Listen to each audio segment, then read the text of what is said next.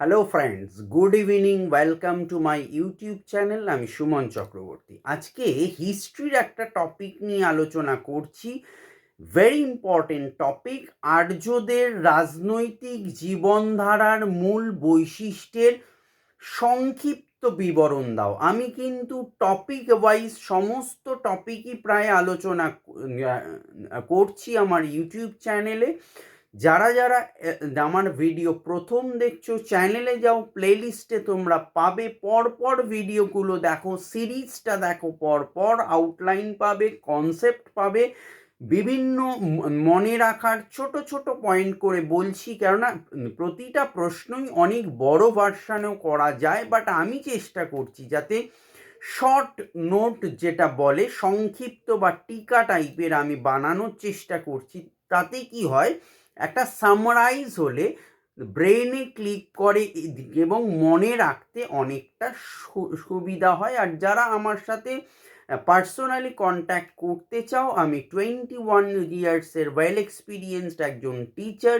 যদি কেউ আমার সাথে class 10 West Bengal board, 11-12 arts, West Bengal board English medium এবং বেঙ্গলি মিডিয়াম ডিগ্রি কোর্সের অনার্স এবং জেনারেল বিএর আমি অল সাবজেক্টসের ক্লাস নিয়ে থাকি এবং কম্পিটিটিভ এক্সামের বিগত 21 বছর আমি ক্লাস নিই এবং স্পোকেন ইংলিশ এখন অ্যাডমিশন চলছে সমস্ত ক্লাসের। যদি কেউ টিউশন নিতে চাও, অনলাইন এবং অফলাইন বোথ মোডে ক্লাস হয়। যারা দূরে থাকে অনলাইনে করতে পারো, যারা কাছাকাছি থাকো, টালিগঞ্জ এরিয়ার দিকে থাকো, যাদবপুর ঢাকুরিয়ার দিকে থাকো, ডেফিনেটলি তোমরা কন্ট্যাক্ট করতে পারো 8910618541।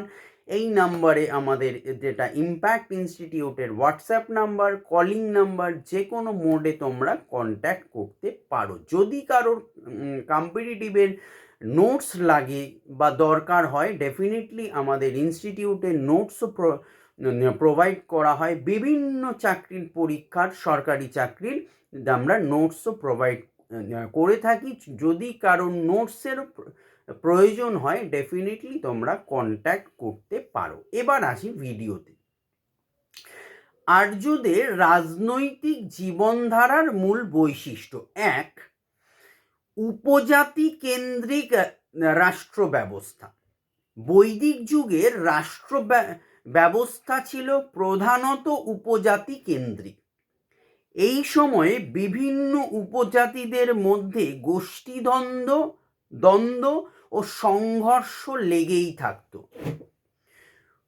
উপজাতি গোষ্ঠীর মধ্যে প্রথমে যদু, পরু ও তুর্ভস ক্ষমতাশালী হয়ে ওঠে এবং পরবর্তী সময়ে ভরত, সৃঞ্জয় ও পাঞ্চাল শক্তিশালী হয়ে ওঠে। উপজাতিগুলির গোষ্ঠী নেতারা ক্রমে ক্রমে রাজাদের মতো নানা সুযোগ সুবিধা ও ক্ষমতা ভোগ করতে করতে কালক্রমে রাজায় পরিণত হন। 2, রাজা ছিলেন রাষ্ট্রের সর্বময় ক্ষমতার অধিকারী বা সর্বময় কর্তা। এই সময় রাজপথ সাধারণত বংশানুক্রমিকভাবে ছিল, মানে রাজার ছেলে রাজা, তার ছেলে রাজা, বংশানুক্রমিকভাবে ছিল। প্রজা ও প্রজাদের সম্পত্তি রক্ষা, কর আদায়, যুদ্ধ পরিচালনা এবং ধর্ম রক্ষা করা ছিল রাজার প্রধান দায়িত্ব। 3 নম্বর, লাস্ট পয়েন্ট, সভা ও সমিতি। এ যুগে সভা ও সমিতি নামে দুটি জনসভা রাজশক্তি নিয়ন্ত্রণ করত। রাজ্যের বয়োবৃদ্ধদের নিয়ে সভা গঠিত হতো, আর সমিতি ছিল জনসাধারণের সাধারণ পরিষদ। শাসন, বিচার ও জনহিতকর সংক্রান্ত কাজের ব্যাপারে এই সংস্থা দুটি অংশগ্রহণ করত। তবে ঐতিহাসিক রমিলা থাপারের মতে প্রজাতান্ত্রিক রাষ্ট্রে নিঃসন্দেহে সমিতির ক্ষমতা বেশি ছিল। সো এই হলো ছোট টপিক, যতটা সংক্ষেপে আর্যদের রাজনৈতিক জীবনধারার মূল বৈশিষ্ট্য আলোচনা করা যায় একটা ইউটিউব ভিডিওতে, আমি সেটার সদর্থক চেষ্টা করলাম আমার যতটা সামর্থ্য দিয়ে। সো ভালো লাগলে একটা লাইক দিও, শেয়ার করো এবং চ্যানেলটি সাবস্ক্রাইব করে পাশের বেল আইকনটি প্রেস করে রেখো এই ধরনের ইনফরমেটিভ এডুকেশনাল ভিডিও পাওয়ার জন্য। চলো ta ta, good night, all the best, by.